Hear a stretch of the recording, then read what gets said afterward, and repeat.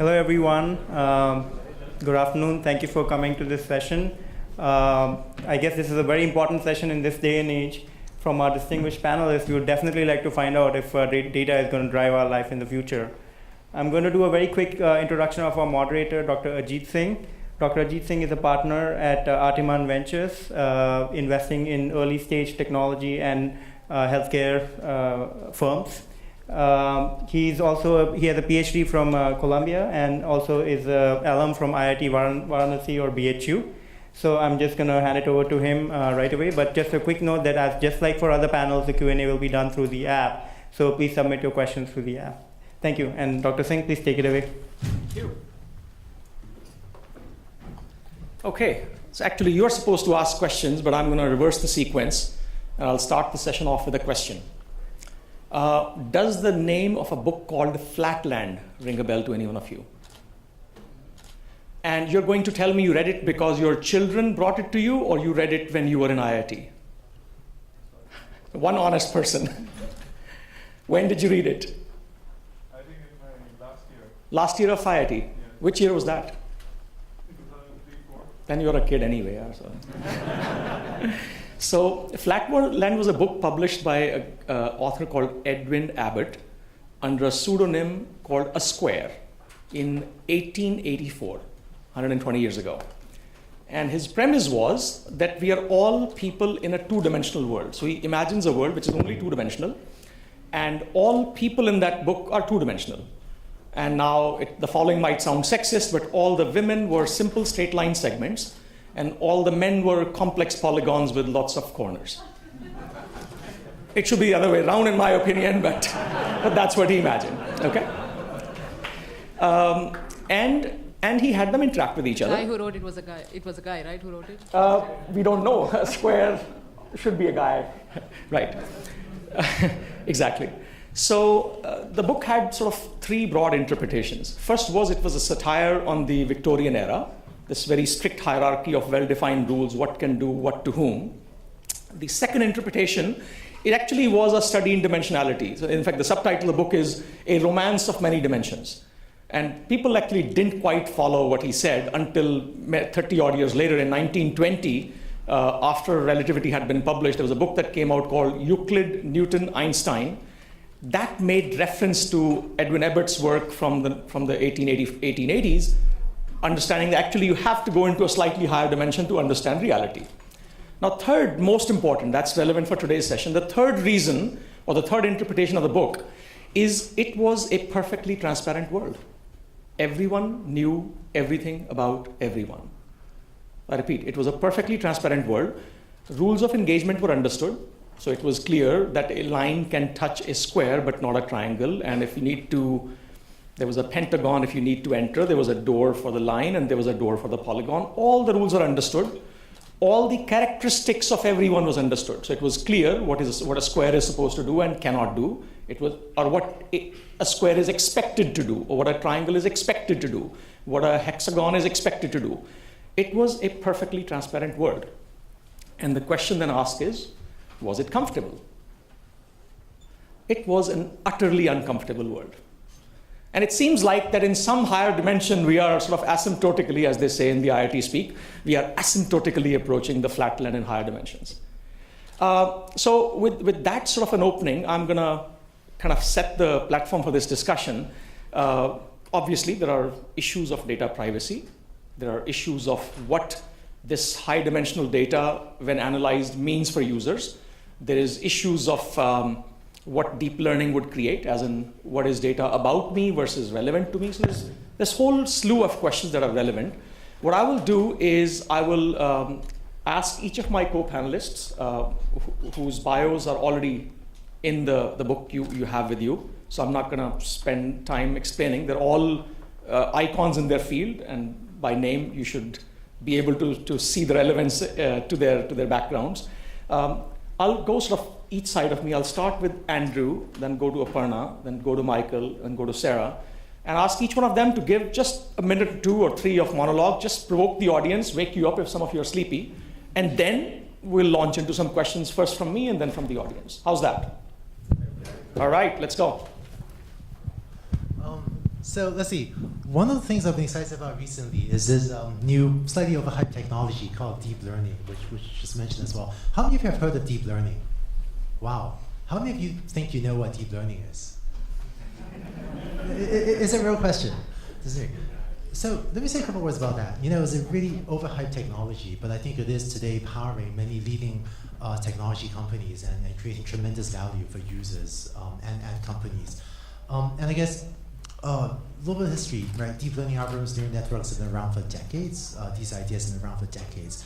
But I feel like it was only maybe starting several years ago, I want to say maybe 5 years ago, that we could finally build computers that were big enough to build neural networks that were big enough in order to start to soak up the huge amounts of data that leading tech companies such as Baidu, where I am now, or Google, or Facebook, or Microsoft, or Amazon, and so on have. And today is driving tremendous amounts of revenue for all of these companies, as far as I know, definitely for some of these companies. And I think it's also a somewhat overhyped technology, because I think with deep learning we can now make sense of far larger, far more data than we ever could before. But one of the, quote, problems with deep learning is that people like me used to say deep learning algorithms simulate the brain as a neural network. And I think that soundbite was just too easy to use, that it leads people to think that we are actually simulating the brain in any semi-realistic sense, which really we're not. And has led to a premature fear or a premature desire to try to build machines that are as intelligent as humans, or maybe super intelligent. And I guess that's one aspect of deep learning. It's been a little bit overhyped. So that's what I'm excited about today. I think there's a long road ahead of us still for learning algorithms. And we as a society are getting more and more data, and computers are getting really good at understanding huge amounts of data and doing useful things for all of us. So I guess that's what I tend to spend my days doing. I'm excited about the future of that. So I actually wanted to start with the reality check. So the panel said, data is data driving life. I was like, forget data in the driver's seat. It's not even in the passenger seat. Maybe it's in the child seat, strapped to seat belt and like barely able to talk. Because it's just in this early stage. As a computer scientist, as a product manager, as a user, the thing I see is that we're just in this like really, really early stage of figuring out these three things, how these three things come together. One is, of course, the computational ability, right? Like deep learning and how CNNs and how those things come together. But then I think the other aspect is how do you actually get data, right? Like what's the fuel for this? And then the third thing is how do you actually turn it into something that users use, right? It's one thing to say, wow, this is like amazing. It's an amazing proof of technology, but like, would I use it? Would I use it weekly? Would I use it daily? To me, that's where I think about it. And I'm going to say another, department of obvious statement, which is the one thing that I think about that changes a lot is mobile. Mobile changes everything. And like you hear this like meme, and everybody says it, I say it, people have it tattooed on their hands. But what it means for me is actually, if you unpack it a little bit, two things, right? So one is, there's in terms of the data itself, in the context of data, is instant access to consuming data. These things are with you all the time. And there's very soon new form factors, like wearables and hearables, thereables. There's instant access to data, so suddenly that changes the game. But also in instant creation of data, right? So both from people, but also sensors. So if you start looking at it, suddenly you have an order of magnitude bigger amount of data, and then how do you actually sift between the digital exhaust and like what's actually useful? And for me, one of the key things there is how do you think about context? Thank you. Let me pick up on a couple threads that our panelists have already mentioned, which are remarkable to a certain extent. Andrew talked about there's a lot of work to be done, and Aparna said, maybe the data's in the baby seat or something like that. And Ajit talked about this asymptote towards where we'll get with increasing data transparency. I'm a management consultant, and people are familiar with an economist named Bob Solow. In the 80s, he had this famous quote, which is, you can see the computer age everywhere except the productivity statistics. We were spending so much money on computers and now increasing the mobile devices and data centers, et cetera, but it just didn't show up in the economics in the 80s. And then in the 90s, when we re-examined the data, we realized actually that's true, but that's because the use of this technology had not yet been coupled with the management innovations required in order to really drive productivity and benefits. But then when you really looked under the covers, there were certain organizations and companies that had cracked that code, and then those developed competitive advantage. Everyone else had to catch up, and that's when the economy moved forward. And so I agree with the other panelists that we're barely at the beginning of using data in order, I don't know if to drive life, but to improve life, although it has potential negative impacts too, depending on how we choose to use it. But there's a lot of work to be done. That being said, some organizations, some companies, maybe some that are represented in this panel or funded by Sarah, will start to use data in really innovative ways that potentially could be extremely powerful and helpful. Also could be, have negative impacts as well. But trying to understand where that cutting edge is really important, right? So again, William Gibson, right, a science fiction writer that oft-quoted quote about, the future's already here, it's just not evenly distributed. And that basically is underlying the Sulau paradox. We think it's probably underlying this data paradox too, right? We're all talking about big data, analytics, deep learning, et cetera. It seems like too much hype, but actually probably if you look under the covers, there are some organizations that are really pushing the envelope and figuring out what's going on there could be interesting. Thank you. Sarah. So I'll probably start by pushing a point of view that might be a little bit controversial here, which is data actually already drives life. And I think that I agree that we're at the very beginning of this cycle, but the end state is not going to be driving. We're not going to have cars as we see them today. And I think that people don't actually see two things. I agree with Michael, how unevenly distributed use of data in any real way is, and two, what it can do for us, right? And so I think I got invited to speak on this panel because we, I think, should discuss issues of privacy and security, but I actually don't think that's that relevant of a point, right? I think we're at a point now when consumers have already made the decision. The functionality and the advantage and the services you get if you're willing to trade your data are so enormous that people just don't care. My much younger sister is in the audience, and as she said to me this morning, the only reason I turn off my location services today for any application is because I need to preserve my battery life. And so if that's the attitude of the generation that 10 years from now is going to be building companies and 20 years or 30 years from now is going to be defining policy, we're beyond that, right? Like the course is unlikely to change at this point. And so it's not my job to push that agenda either. I think we should talk about security and privacy issues, but we're already sort of on the course of using all of that data.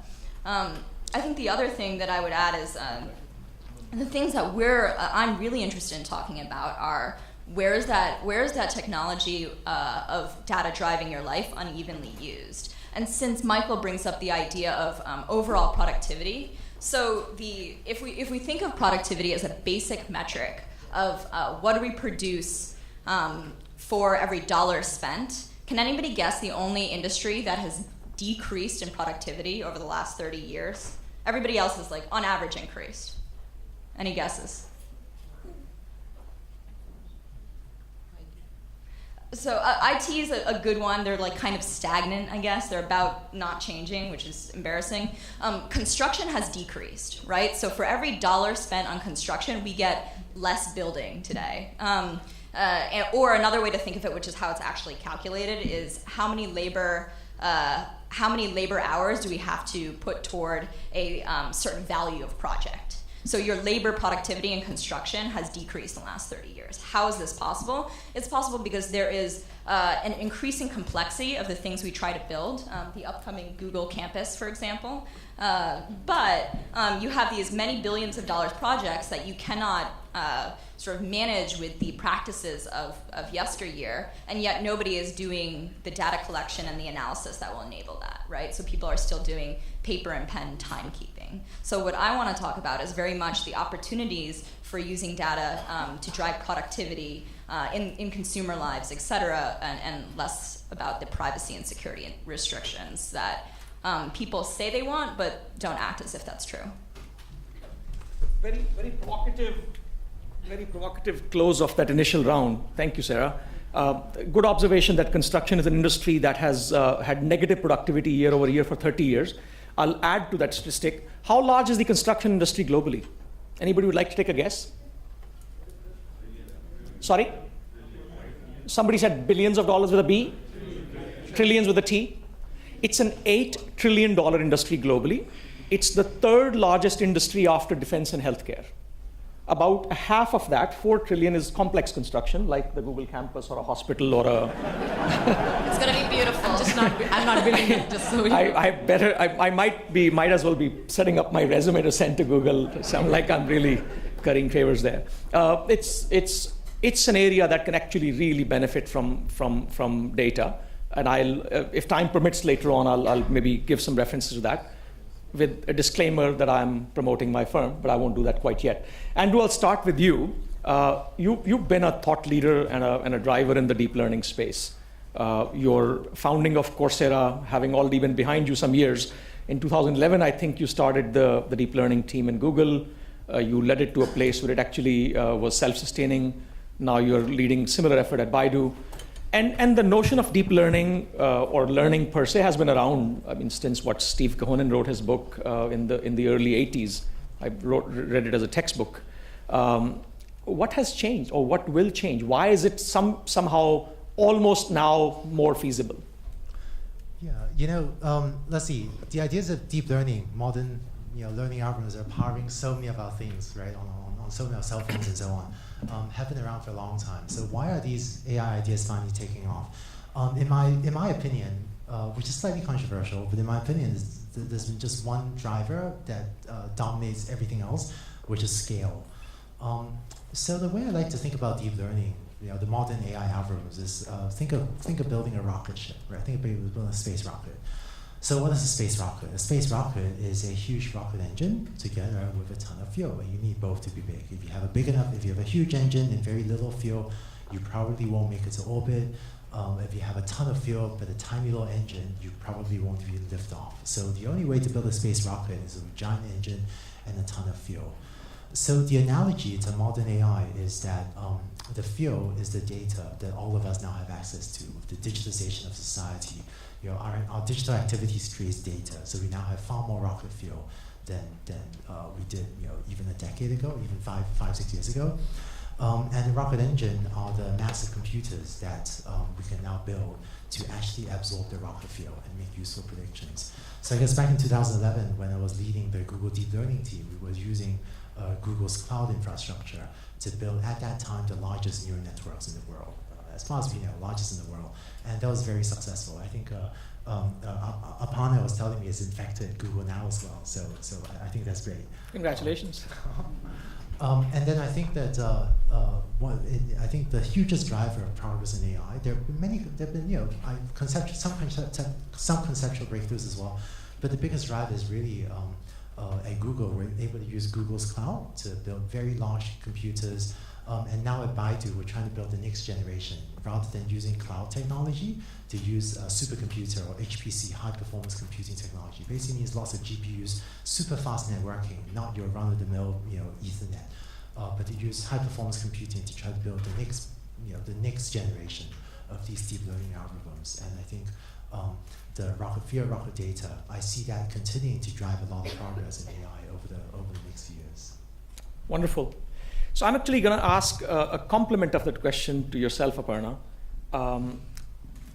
The way I posited the question to Andrew was, this field has been around for 30-odd years. A lot of theory has been in place. Smaller problems have been solved.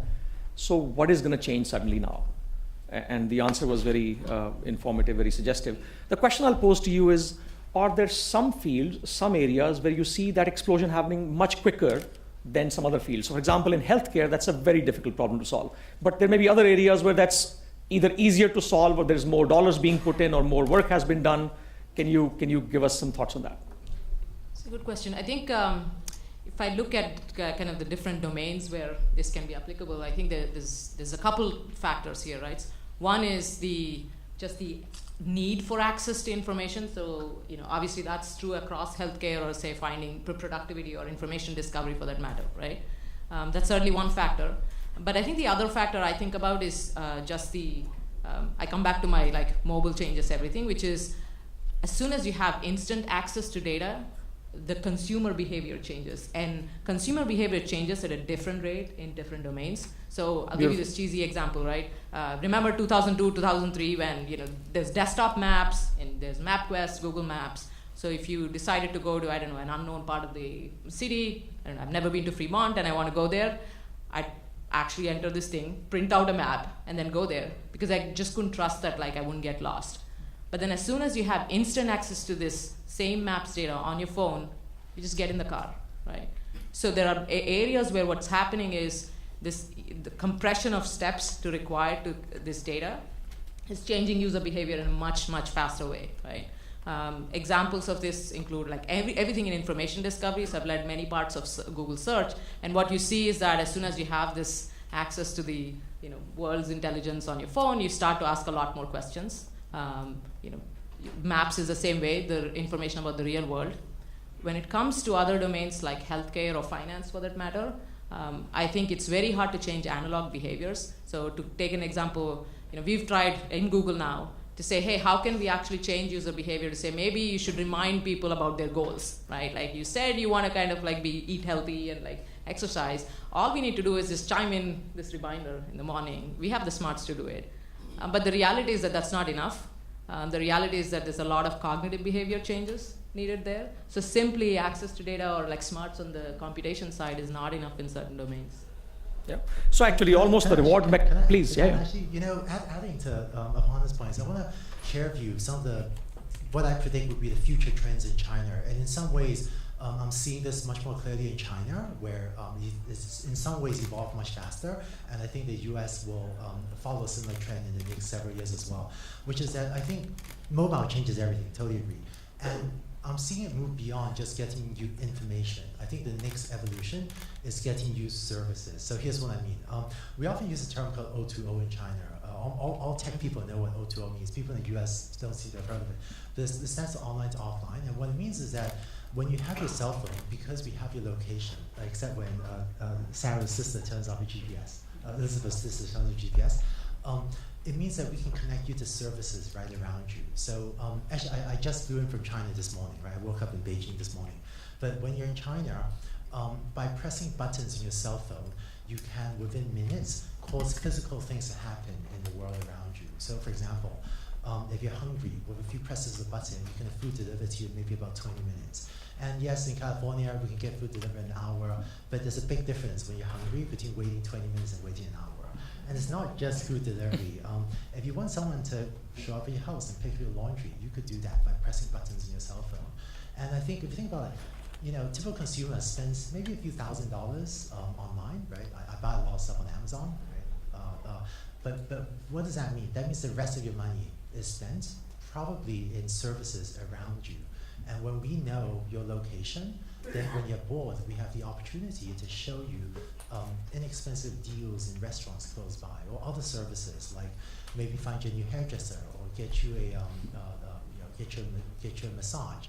All of these are physical services where most of us are completing the majority of our transactions, not just buying stuff from Amazon, but all of these other physical services. And I think there is a huge transformation with mobile to connect people, not just the information, which Google, Baidu, and others are doing a great job at. But I think the next step is when you press a few buttons on your cell phone, and this causes physical things to happen in the environment around you. Yeah, so I this is a big growth area in China. I think Matt Kohler or someone said like the phone's getting to be a remote control for your life, right? So you press a button and shit happens in the real world. I think this is a very, very interesting area, so I'm just going to add one more point. So Greylock's invested in a company called Sprig, and Sprig is only in the Bay Area and Chicago right now, but it is premised on the idea that just like we've known for a very long time in analytics or working with any sort of other computer interface, interactive and how fast you can get feedback is it's step function different versus like waiting for a batch job to come back, right? And so Sprig, the idea is the ETA that we are aiming for is less than 5 minutes. Get a density of logistics network where your food is instant.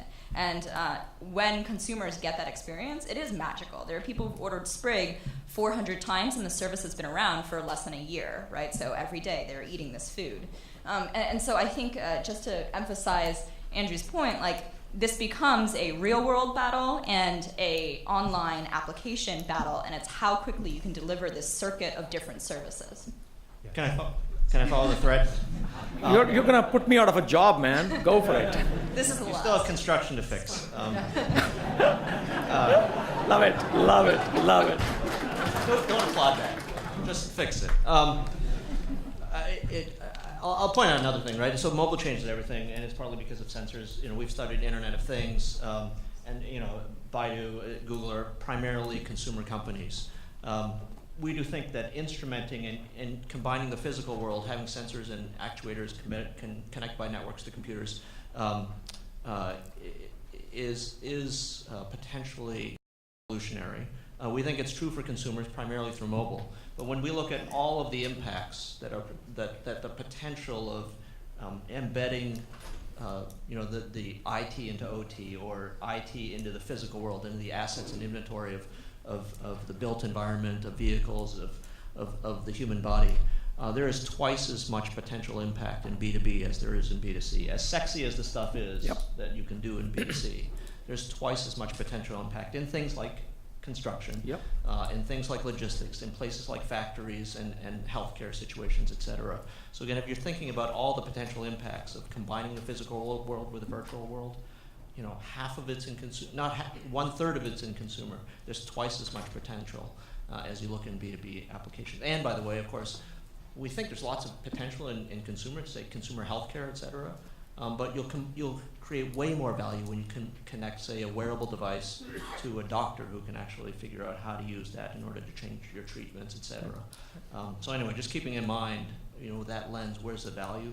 There's a huge amount in B2B as well as B2C. And if you have ideas in this area, I'm funding them. So I'm Sarah at greylock.com. Anybody wants to pitch now? Actually, I'm going to build on the And we thought. are building a new campus. There's also. There you go. Hey, now just all construction companies of the world unite. I mean, there's an opportunity here. So actually, Michael, I'm going to pick up on what you said. I'm going to have you compare the domains that B2B type domains, B2C type domains, or independent of that classification, domains that have benefited more or will benefit slowly over the future. I want to point out something. There's a remarkable analogy between the world of chip design and building design. So if you take a microchip, any odd, Pentium, something or the other, and you physically magnify it about 9 to 10 orders of magnitude, it doesn't look all that different from a complex building. In fact, it doesn't behave all that different from a complex building. So if you take all buildings between, say, Seattle and San Francisco, the number of nodes, a la buildings, and the number of connections, namely pipes and electric supplies and so on and so forth, it is still about 4 orders of magnitude less than a Pentium. So why is it that you cannot use simulation technologies that were mastered by Cadence and others some 20 odd years ago to come up with, you put in all the constraints and say, zip code 94301, give me a hospital. And the system should figure out what the demographics are, what the disease trends are, and from there derive how many nurses do you need, and from there derive, put a constraint like a nurse should not walk more than 3 kilometers a day and should not have to take more than 30 turns in a day and should be able to watch 4 patients at a time, and there should be 8 hours of daylight and $3 million of air conditioning bill. It is no different than you designing a chip and saying, I want these 2 wires not more than 5 nanometers away from each other, and the heat loss has to be so much, and the electricity consumption has to be so much. There is a lot of technology, of course, very data intensive, that can be utilized to actually design buildings. So there is, in fact, a chip builder and a ship builder, a guy who knows how to build a 500,000 square foot space, 8 stories high with rooms and everything, in about 4 months on water. And it takes us 4 years to build a building on land. So there is potential in bringing these very complex data-dependent technologies from chip design and ship design to pull together buildings. Check out infomercial start, a company called Aditaz, Aditaz, infomercial stop. I'll turn to Michael. How do you compare the benefits or beneficiaries in the B2B space, B2C space, those that have benefited faster, not so fast, and so on? So I'll point out another difference between chip design and real estate. I think in real estate, Moore's law works in the opposite direction. My girlfriend and I were looking at Zillow and saw a property that had doubled in value in 18 months. So I think it goes the wrong way. We often get this question: which sectors are increasing? Or have captured the most value or farthest ahead in terms of using data. And certainly the online companies are some of them because they employ people like that are on this panel.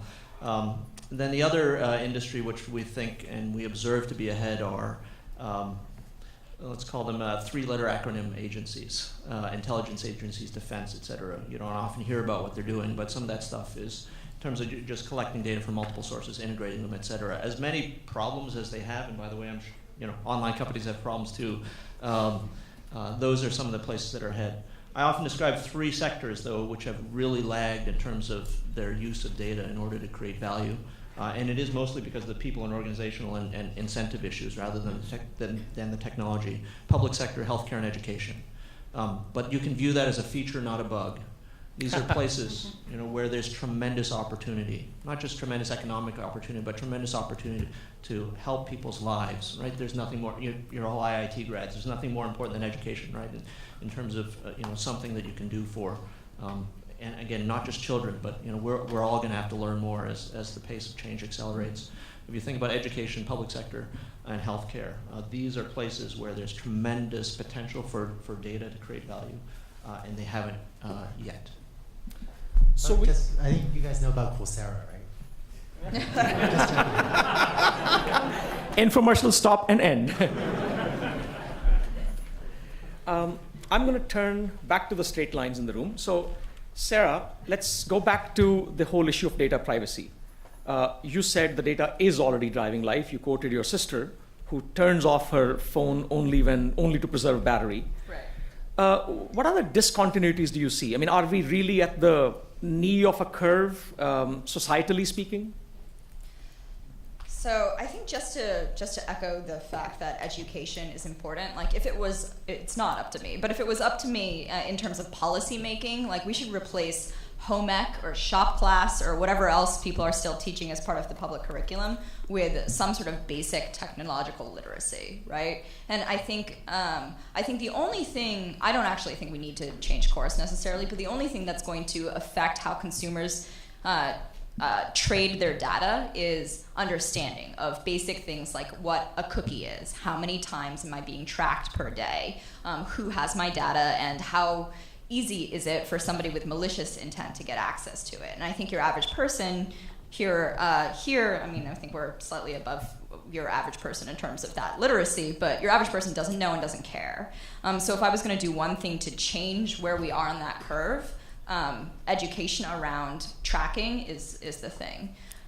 In terms of whether or not we are sort of at this inflection point, I think a lot of it is generational change, right? Attitudes matter a lot. And so, I'm a security investor too. I'm pretty paranoid. Like I'll erase parts of my online life and I'll browse in incognito mode and I'll seed the internet with false information about my identity and try to make myself a smaller target, right? These are like smart, technical, paranoid security things to do. Your average person isn't going to do that.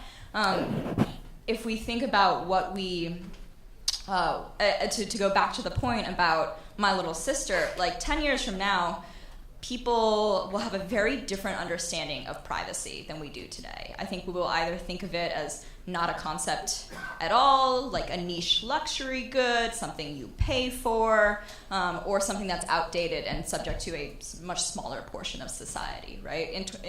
In order to get all of these benefits, you trade in that good, and most people are going to make that trade, and I think that's already happened. Thank you. One more closing question to Aparna, and then we'll open to the audience questions. We're in almost to the 5-minute mark or 7-minute mark.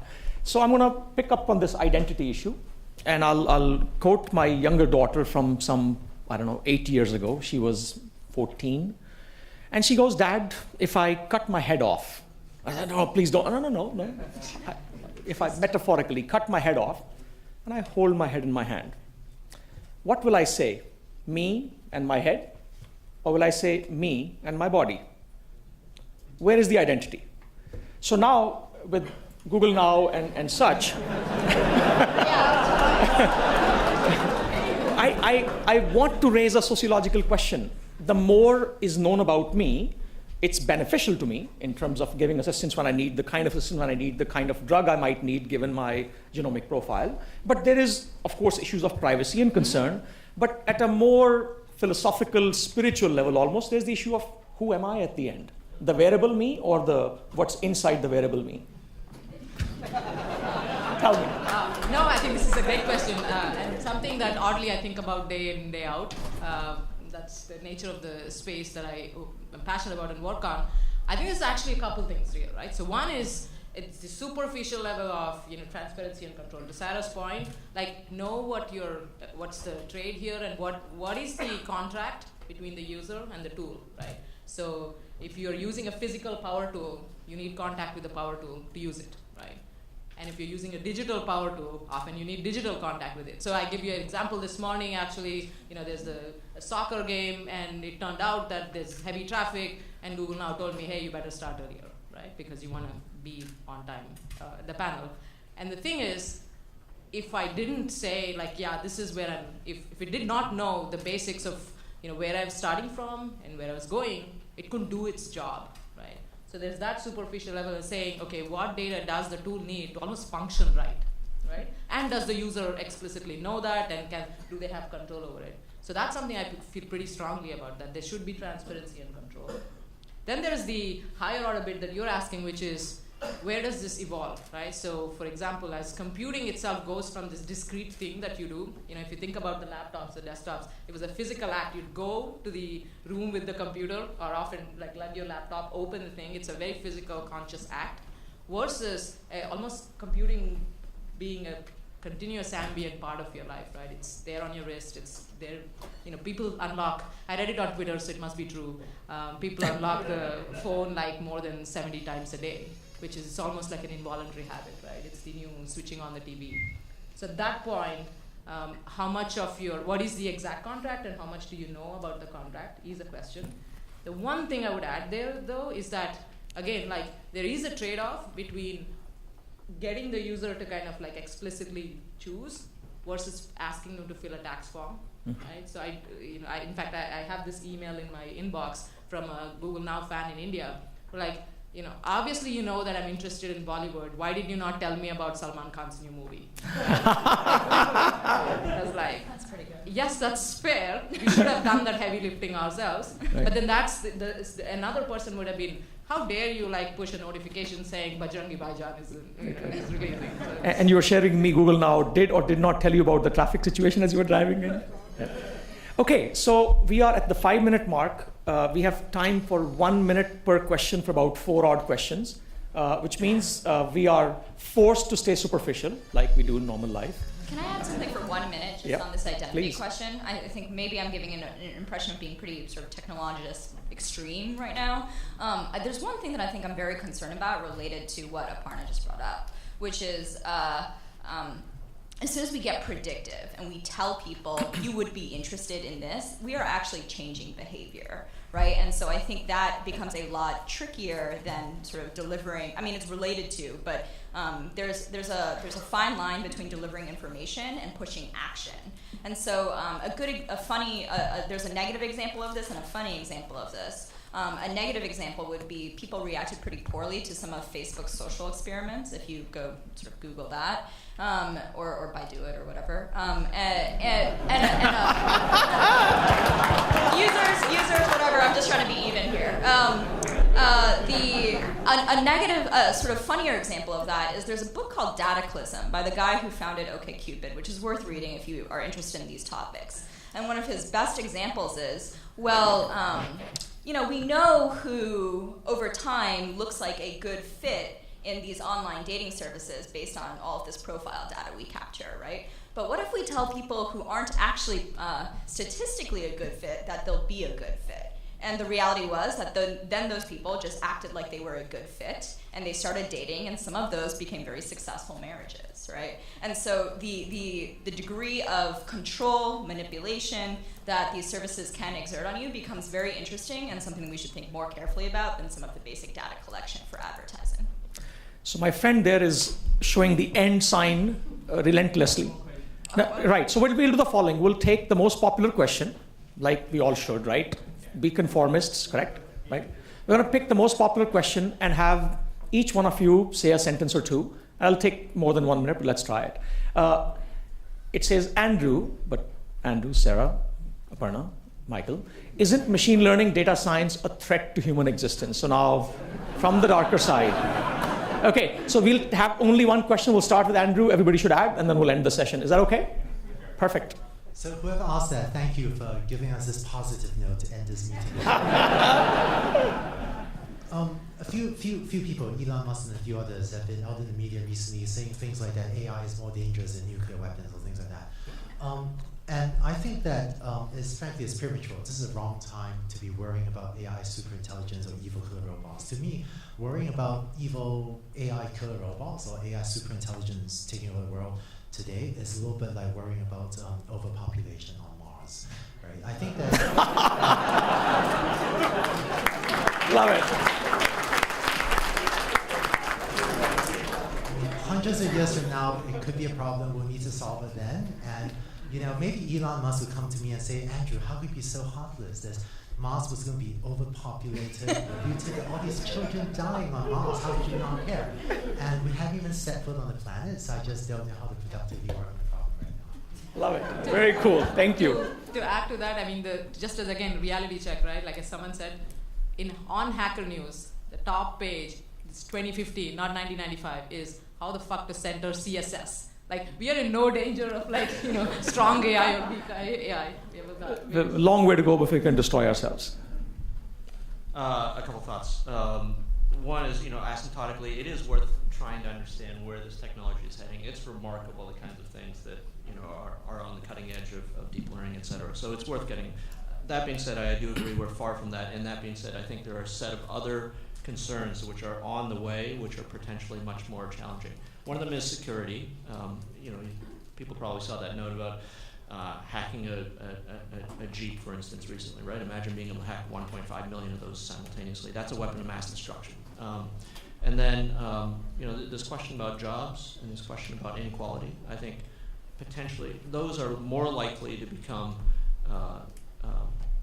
social challenges before superintelligence becomes a social challenge. And I think thinking about those things is really important.